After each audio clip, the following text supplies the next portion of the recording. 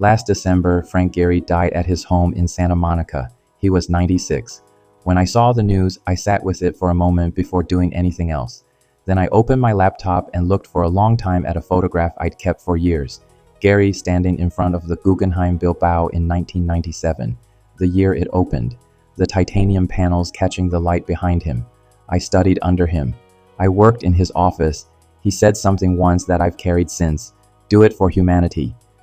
This episode is about two people, Frank Gehry and Zaha Hadid. They were the two most consequential architects of the same generation. Not because they worked similarly, they didn't, and not because they agreed on much, they rarely seemed to, but because they each did something that almost no one in any discipline manages. They made a specialized vocabulary available to people who had never studied it. They turned architecture from a professional concern into something a person who had never taken a single design course might drive an hour to stand in front of. One was a Canadian-born Jewish man who grew up in Los Angeles and found the language of buildings by crumpling paper. The other was an Iraqi woman who grew up in Baghdad, studied in London, and spent years making drawings of spaces no one believed could be built. Their careers overlapped. They respected each other. Neither ever tried to sound like the other. Welcome to Zenith Massif, a concierge for a different way of seeing. The stories hiding in plain sight. The adventures you didn't know to look for. Taste and investment unfiltered. Frank Gehry was born in Toronto in 1929. His given name was Ephraim Owen Goldberg. The family was Jewish. His father was a gambler. His mother was gentle and read to him. He trained as a railway engineer. The railways didn't hold him. What held him was the engine. The idea that mechanical force could exceed anything a human body could produce. When the Second World War came, he served as a captain in the Royal Canadian Navy. Afterward, the GY Bill sent him to USC, where he studied architecture. His name in the world outside Los Angeles did not exist until 1997. He was 68 years old when Bilbao opened. I mention this because most of what's written about Gehry describes him as a genius, as a legend, as an irreproducible phenomenon. All of that is probably true, but the detail that seems more useful to me is the waiting. The years of work in a city that regarded him as a local curiosity. The decades of designing buildings that didn't make international news. The long patience before the world caught up to what he'd been doing. 6 decades of practice before the world decided to pay attention. His own house in Santa Monica, renovated in 1978, was the clearest early statement of his intentions. He took a modest 1920s bungalow and wrapped it in corrugated metal, chain link, and obliquely angled glass. The neighbors complained. Critics objected. One architectural writer described it as an insult to the street. Gehry moved in and continued his life. He was, alongside all of this, a serious sailor. He designed his own boats. He said that sailing and architecture felt like the same activity to him. You read the wind, you read the current, you find the direction in which the energy is moving, and let the vessel follow it rather than fight it. You don't impose a line on the water, you find the line the water is offering. In 1989, he won the Pritzker Prize, Architecture's Nobel. He was 60. The jury said his work was, if American music were the comparison, most like jazz, improvisatory, full of life, consistently surprising. At the ceremony, he said he might use the prize money to continue renovating the house he was never quite done with. But the Pritzker was the end of the prologue. What opened every door, what made every city call, was Bilbao. In 1991, the Basque regional government of northern Spain was trying to invent a future for a city that had run out of its past. Bilbao had been an industrial port. The steel industry had collapsed. Unemployment was high. The city needed a new story about itself. The Guggenheim Foundation, under its director Thomas Krenz, wanted to expand its brand into Europe. The Basques wanted a cultural anchor. Gehry was chosen to design the museum that would make both things happen at once. When the design drawings were circulated, the first question from almost everyone was, can this actually be built? The building is sheathed in titanium panels, 42,875 of them, each cut to a different specification, the surface curving and folding in 3 dimensions, so that no 2 adjacent panels are identical. From one angle, it resembles a ship. From above, a flower. From the side, something organic and alive, extending itself into the sunlight. The river-facing quality was intentional. Bilbao sits on the Nervion, and Gehry said the building was in conversation with the water. He chose titanium after seeing a sample in his office parking lot one afternoon. The light on it was, he said, right. He wanted a material that would change throughout the day. Silver in the morning, gold in the afternoon, gray under clouds. Something alive, in the way a river is alive. The technology that made it possible was CATIA, software originally developed by Dassault for designing fighter jets. Gehry's office used it to digitize the physical models he built by hand, translating the curves into precise structural calculations and fabrication specifications. The building was completed on time and within its $89 million budget. The museum opened in October 1997. In its first year, visitors outnumbered the entire population of Bilbao. Direct economic impact in year one, over $160 million. Within 3 years, 4 million visitors. The Basque government's investment was recouped, and the city acquired something money can't easily quantify: a new identity. An industrial port, within a decade, became a destination. Philip Johnson saw the building and said it was the greatest architecture of our time. The American Institute of Architects gave it their 25-year award in 2023, given to buildings that have shaped architectural culture for a quarter century. They kept giving it to the same building. The Bilbao effect as it entered the vocabulary of urban planners everywhere. One building, the right building in the right place, can rewrite a city's relationship to its own future. The logic spread.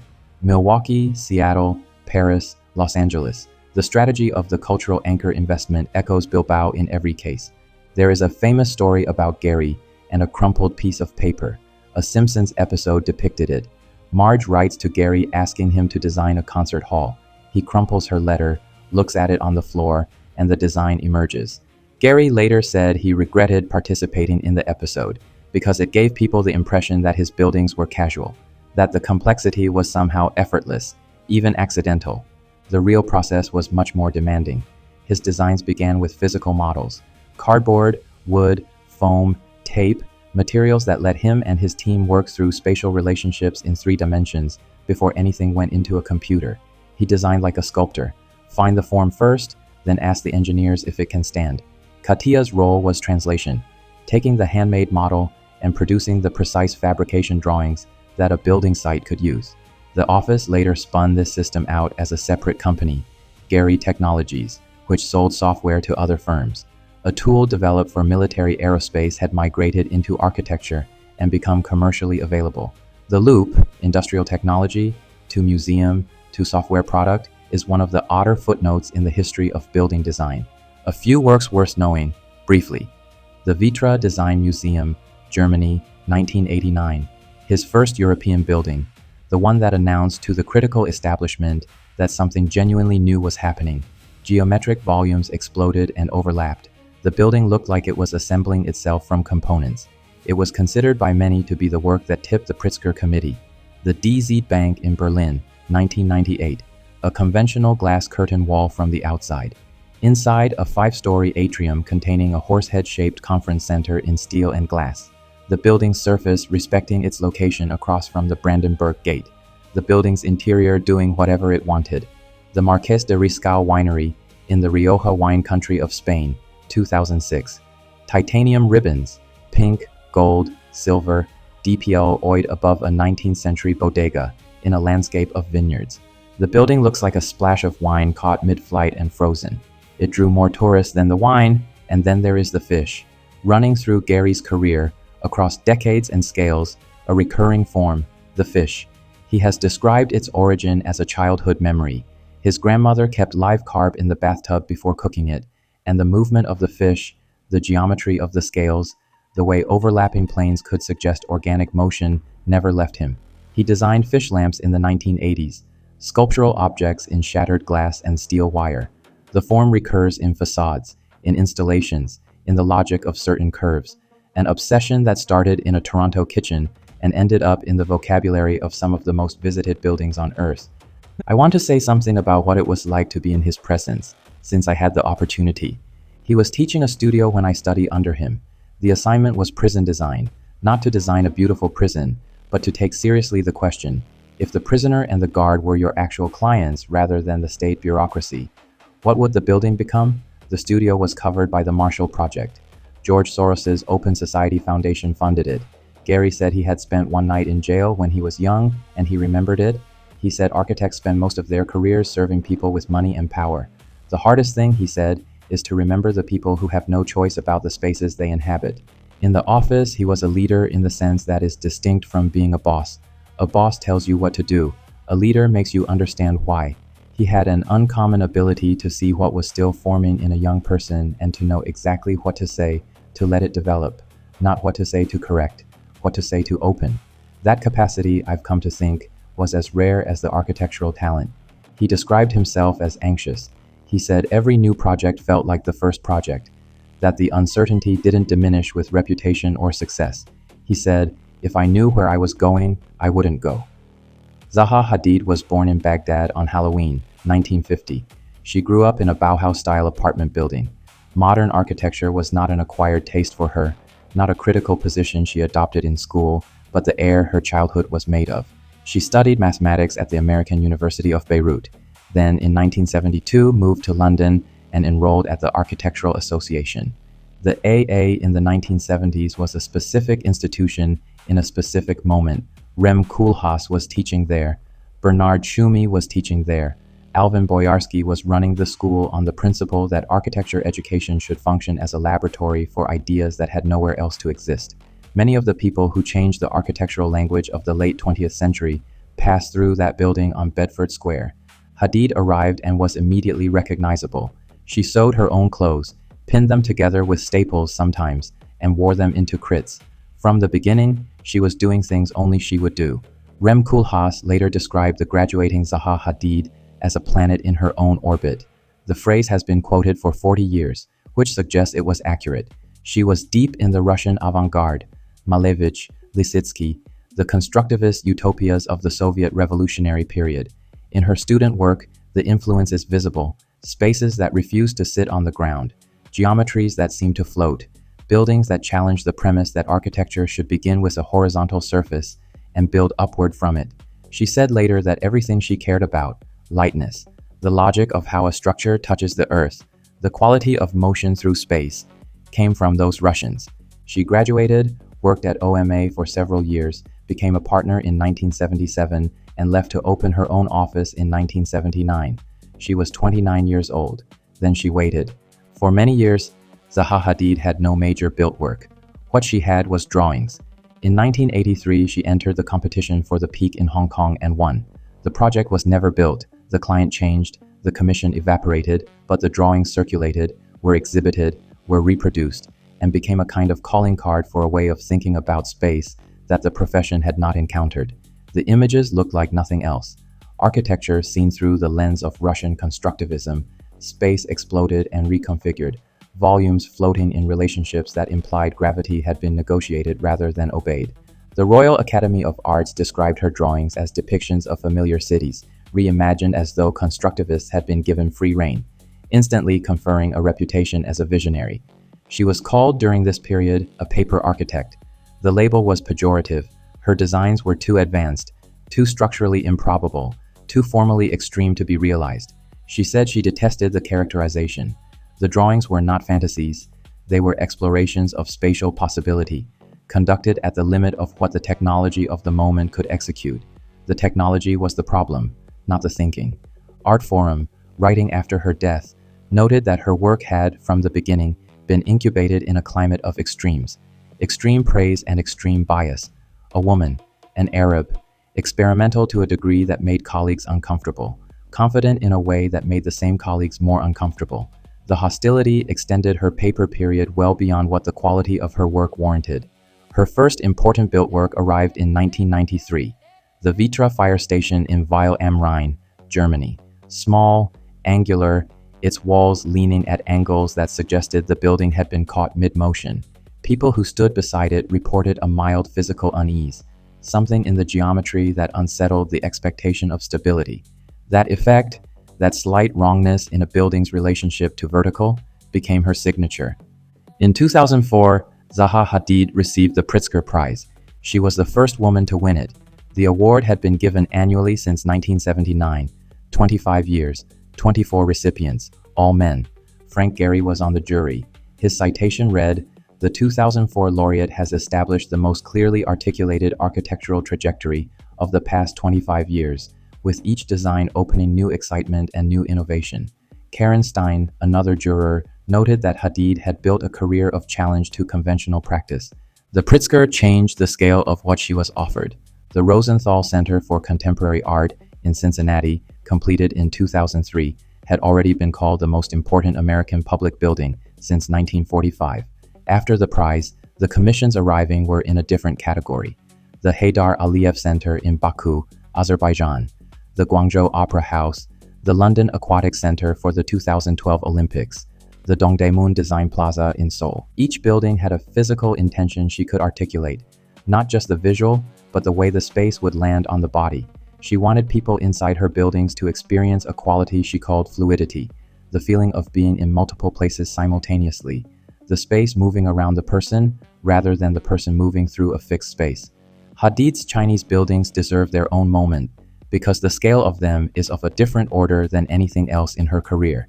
The Guangzhou Opera House, 2010, 2 volumes, one large, one small, sitting on the Pearl River waterfront.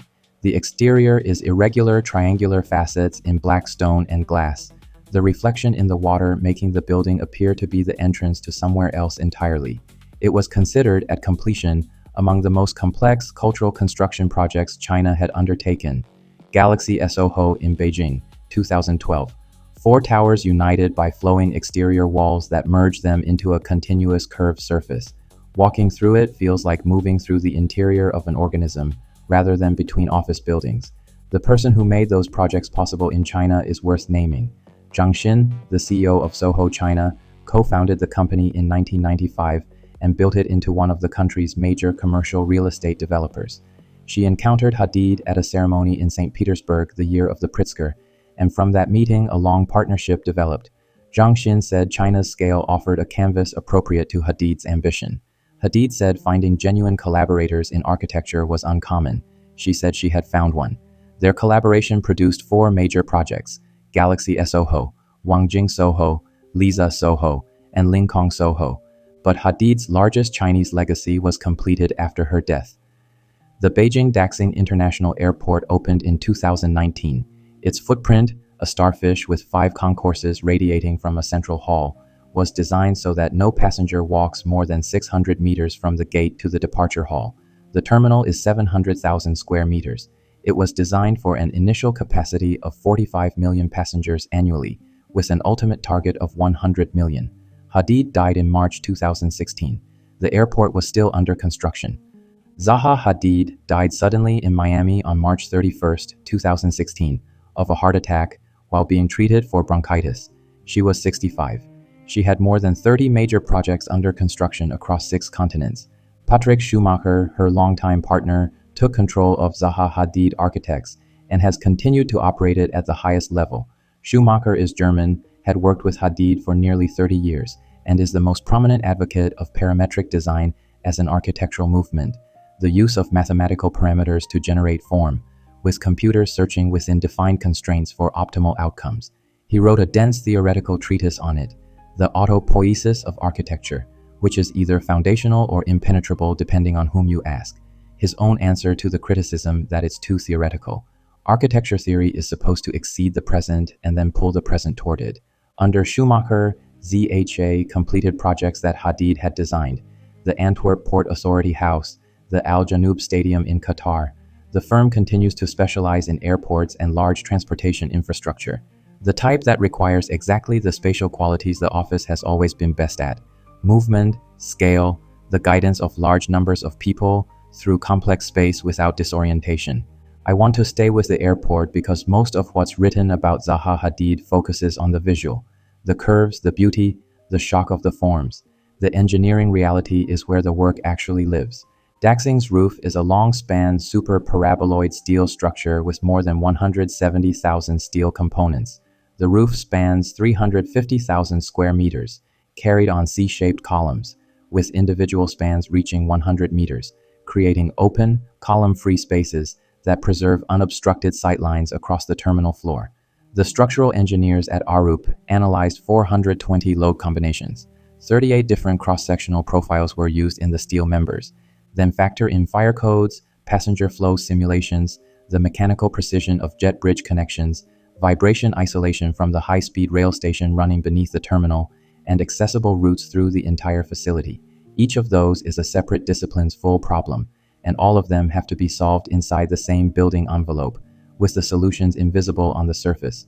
Schumacher has described ZHA developing proprietary algorithms to manage data transfer between different software packages, because the available commercial tools weren't adequate for the complexity. Then there's this. CATIA came up again. Gehry Technologies' digital project software was formally adopted by ZHA in 2009. The announcement was made jointly by Dassault Systems and Gehry Technologies.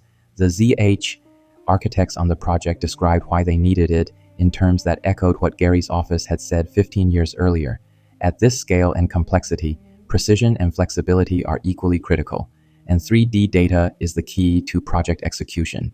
Schumacher later joined the development group for G-Team, Gehry Technologies' collaborative platform. Two offices that rarely appeared in the same sentence, sharing a tool chain across a decade. The titanium skin of Bilbao and the steel of Daxing connected under the surface by the same software lineage. The ambition escalated, the tools grew with it. Parametric design is widely discussed and rarely understood.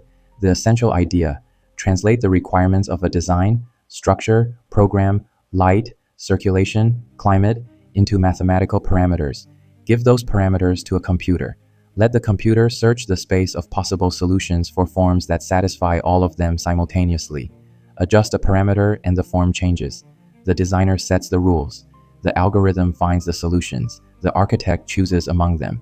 Patrick Schumacher calls this parametricism, and has argued it is the first major architectural movement since modernism, a new style with a coherent theoretical basis, and a set of formal characteristics that distinguish it from everything that came before. Generative AI is changing this. Firms are already using it for early-stage design. Input the site parameters, the floor area ratio, the budget, and AI produces hundreds of configurations in seconds. The architect selects, modifies, develops.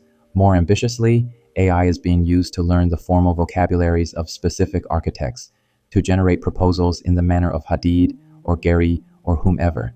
This is technically available. The ethical discussion is ongoing. ZHA's stated position: AI is a tool. The architect is the person who formulates the correct question. Architecture's substance, the human understanding of what a space should do to the people in it, cannot be fully delegated. That boundary is real.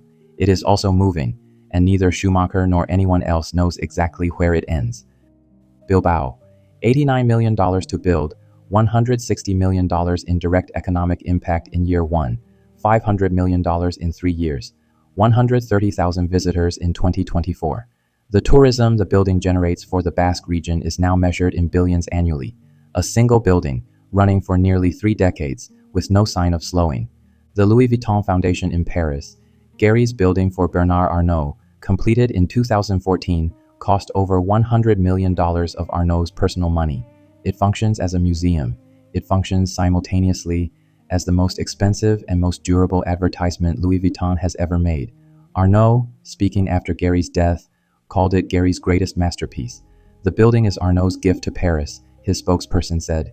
The gift cost 9 figures and is located in the Bois de Boulogne, where it will be visible and visited for the next century. Zaha's Haydar Aliyev Center in Baku, 2012, a government building officially, and also the most effective piece of national branding Azerbaijan has produced. A country that most people couldn't have located on a map became a regular subject of architectural coverage worldwide because of a single building. That kind of visibility doesn't have a price. It has consequences. The Bilbao logic remains operational. One sufficiently specific building can reorient the economic and cultural gravity of a place. The developers and city governments who understand this are using it. The ones who don't are watching it happen to other cities. Gehry collaborated with Tiffany on a jewelry collection. He made limited edition hand-woven silk rugs, shown alongside Picasso and Vladimir Kagan in gallery exhibitions, each signed. He said designing jewelry was the same activity as designing buildings, at a different scale, finding in 3 dimensions the moment where a form becomes inevitable. Hadid designed the Louis Vuitton bucket bag in 2006, a bag that became an object of sculptural interest and a wearable accessory simultaneously. She designed Chanel runway stages.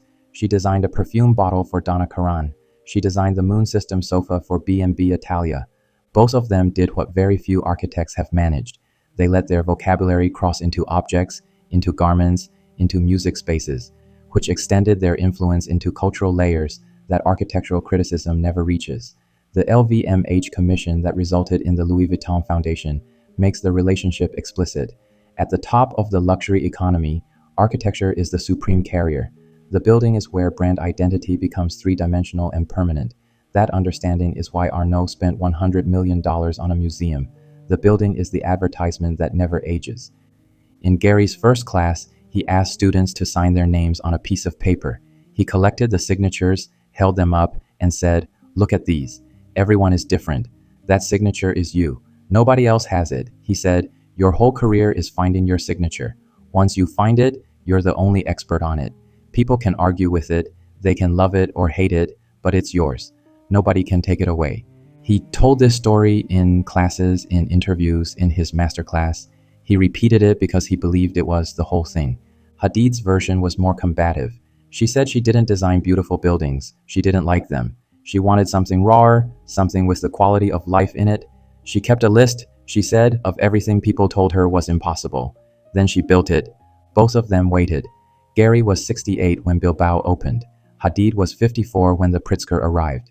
Both of them spent long stretches of their careers being told, by the institutions that distribute prestige and commissions, that what they were doing wasn't quite right. They kept going. Not on confidence, on compulsion. Architecture requires that quality. The time between a drawing and a building can be 10 years. The time between a first built work and recognition can be 30. There is no short version of the career. You put the work in front of people and wait for the world to decide it's ready to receive it. There is a saying, never meet your heroes. The encounter will disappoint you. The real person will be smaller than the idea. I was Frank Gehry's student and then his employee, in the place where he worked and thought and argued about buildings. He didn't disappoint me. He was direct. He was generous with his time in a way that people at his level rarely are. He would stop for a young person, sit down, look at a model, talk about it seriously. The gap between his public reputation and his private conduct was, in my experience, very small. He said what he thought, he meant what he said. She died in 2016 at 65, suddenly in Miami. Her office has continued, building what she designed, designing new work that carries her language forward into contexts she never saw. Gehry died in December 2025 at 96, in his Santa Monica house, the one he wrapped in chain link and corrugated metal and never stopped modifying. It is still there. Philip Johnson called Bilbao the greatest architecture of our time. If someone asked me for Gehry's most important work, I'd say it was that house in Santa Monica, not because it's his best, but because it's the most honest. It shows a person spending a life trying to answer a question. That is what architecture looks like when no one is watching. That is what he taught by example to anyone who was paying attention. Hadid said in one of her last interviews, "I have never believed in limitations. A limitation is a starting point, not a destination." Both of them, over decades, turned the word impossible into a list of things they were going to build. The buildings are standing. The cities they changed are different because of them. The people who walk through those buildings, not knowing anything about the history, feel something they can't quite name. That's the work. That's what they were after. Have you ever visited a building that stopped you, that made you stand still and feel something before you could explain what it was? Leave a comment and let us know. Find us on Substack where the conversation continues. Next time, 3 eyewear brands that decided to treat a frame as seriously as a piece of architecture. See you there.